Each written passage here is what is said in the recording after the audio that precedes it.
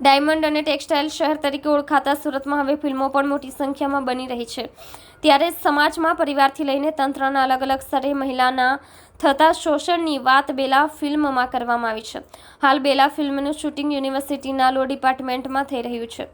નિર્માતા કુમાર ખણિયા અને સહનિર્માતા અમિત ઠક્કર દ્વારા ફિલ્મ બેલાનું શૂટિંગ કરવામાં આવી રહ્યું છે. ફિલ્મમાં પ્રિનલ ઓબરોય, પ્રશાંત બારોટ, ચેતન દહિયા, નિર્મિત ઠક્કર, ઉષા ભાટિયા જેવા નામાંકિત ગુજરાતી કલાકારો અભિનયના ઓજસ પાથરી રહ્યા છે. ફિલ્મના દિગ્દર્શક તનસુખ ગોહિલે કહ્યું કે સમાજમાં સ્ત્રીનું સશક્ત થવું જરૂરી છે. આ સંદેશને બેલા ફિલ્મમાં રજૂ કરવામાં આવ્યો છે. બેલા ફિલ્મમાં મહિલા પર થતા અત્યાચાર અને ન્યાય મેળવવા માટે પણ થતા શોષણની વાત રજૂ કરવામાં આવી છે. બેલાનું સૌપ્રથમ ઘરમાં શોષણ થયા બાદ તે જેનો પણ સાથ માંગ્યો તેને પણ તેની સાથે અત્યાચાર ગુજાર્યો છે, પરંતુ ન્યાયતંત્ર તેણીને કઈ રીતે ન્યાય આપે છે તે અંગેની વાત આ ફિલ્મમાં રજૂ કરવામાં આવી છે. મારું નામ છે સંજય પટેલ.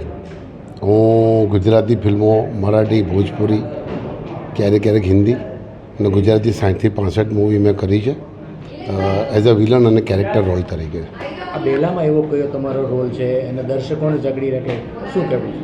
આ બેલાની અંદર એટલો ખરાબ રોલ છે ને કે ફિલ્મ શૂટ થયા પછી થિયેટરમાંથી જ્યારે પબ્લિક બહાર નીકળશે ને ત્યારે મારો મોબાઈલ નંબર લઈને મને ગાળો દેશે.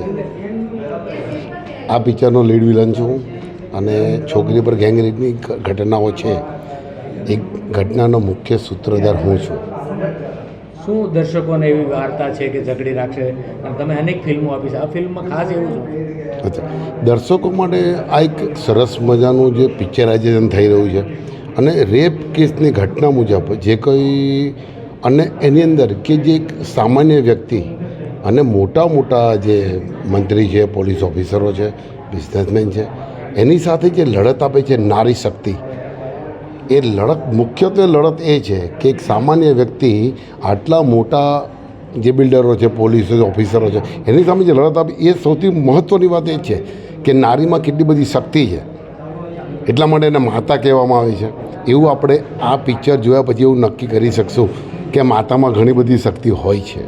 મારું નામ હિતેશ છે અને હું એક વિલનનું કેરેક્ટર કરું છું. તમારું પાત્ર છે આ પિક્ચરની અંદર? આ પિક્ચરમાં જે છોકરી સાથે અન્યાય કરે છે અને તે એ છોકરીને મર્ડર કરવાનું કામ મને સોંપવામાં આવે છે, એ પાત્ર મારું છે.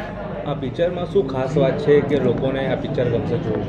આ પિક્ચર એક લોકોને સલાહ આપશે કે એક છોકરી સાથે શું અન્યાય થાય છે અને પૈસાના માનમાં અભિમાની બનેલા પુરુષો શું કરી શકે છે ને એ લોકોએ જાગવું જોઈએ, એ બાબતનો આ અભિપ્રાય આપશે. દર્શકોને શું કહેશો મૂવીને લઈને?